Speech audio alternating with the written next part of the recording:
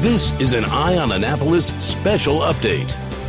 Holy cow, were there some stunners in last night's election. Didn't see some of them coming, some of them I predicted, and we've got some changes coming here in Anne Arundel County for sure.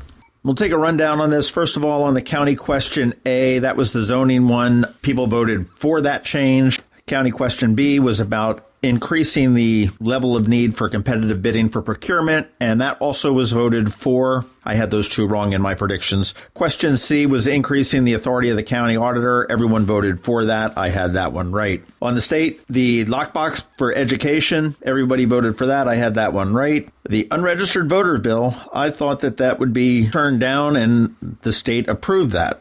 Governor Hogan won by a landslide. We figured that was there. Comptroller Franchot as well. Bryan Frosh for Attorney General. Ben Cardin has won again. He was the first one called by a landslide there. Congressman John Sarbanes has won again. In Senate District 30, Sarah Elfreth has won that seat over RonGeorge by about 5,000 votes. In State Senate District 31, Bryan Simonaire won that, and I thought that was going to happen. State Senate District 33, Big Ed Reilly beat Eve Hurwitz, as we thought. 32 was Pam Beidle over John Grasso.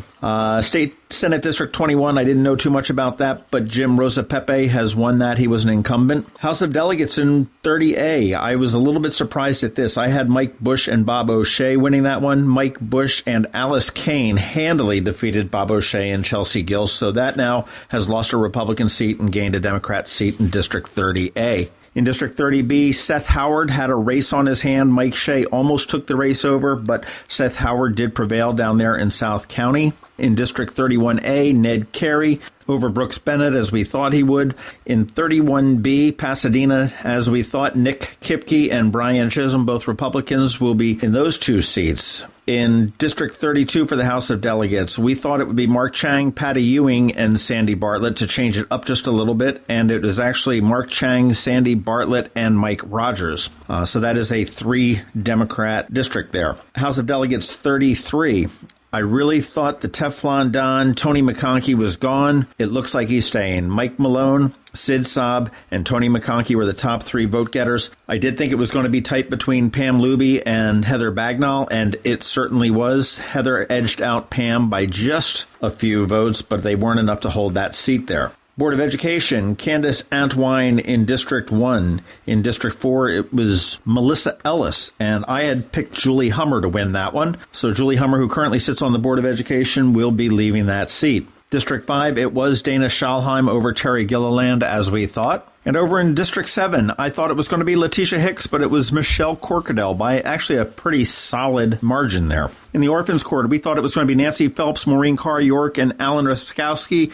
Alan has lost his seat on the bench there, and that is going to be replaced by Vicki Gibson, who is a local attorney and community activist. Did not see that one coming. Register of Wills, Lauren Parker retained that seat. There will be some of these races that will be decided by absentee ballot probably, and I believe that the Clerk of Courts is going to be one of them. As it stands right now, Scott Poyer has barely edged out Doug Arnold for that. In an absolute shocker to me, state's attorney's race. Apparently, the negative campaigning for Ann Colt-Litis was successful. She has won that race, and she has reclaimed the office that she was appointed to 4 years ago and ousted incumbent Wes Adams. In the sheriff's office, Jim Fredericks won that. We thought that was going to happen there. Sliding over into the county council. District 7, South County. I thought James Kitchen had a chance there, but actually Jessica Hare won that seat. District 6, as we thought, went to Lisa Rodvian. District 5, as we thought, went to Amanda Fiedler. District 4, as we thought, went to Andrew Pruski. District 3, as we thought, went to Nathan Bulkey. District 2, as we thought, went to Allison Picard. And District 1, as we thought, went to Sarah Lacey. We had initially thought it might be a 5-2 Democratic council with James Kitchen taking that District 7 seat, but it is actually a 4-3 Democratic council based on the results of the election, which just flips it from what it stands today. Most notably, history was made here. This is a 5-2 woman council. Jessica Hare, Lisa Rodvian, Amanda Fiedler, Allison Picard, and Sarah Lacey. We have never had a majority women council in the history of Anne Arundel County. The other big huge shocker for me, in addition to the state's attorney's office, is the county executive race. And it does look like Stuart Pittman has edged out incumbent Steve Schuh by about 9,000 votes. He ran a very strong grassroots campaign. In my predictions, I didn't think he was going to win. I thought that he would certainly be around for quite a long time. And apparently he's going to be around for 4 years or more, as he won that race from county executive Steve Schuh.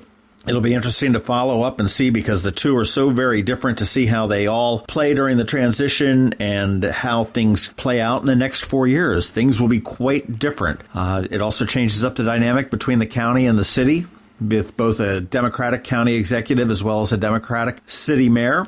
So we will see. That is about it for the elections. Now, I will caution that all of these are still subject to change. They do need to count provisional ballots that were cast. They do need to count absentee ballots that were cast. They do need to count the overseas ballots as well. So there's plenty of wiggle room there. We won't know the final results for probably a week, I believe it is. But as we know it now, those are your results. This has been an update from Eye on Annapolis. Please visit us at eyeonannapolis.net. Follow us on Twitter at EyeOnAnnapolis. And be sure to subscribe to our daily news brief podcast, which is delivered every Monday through Friday to your phone or device at 7 a.m.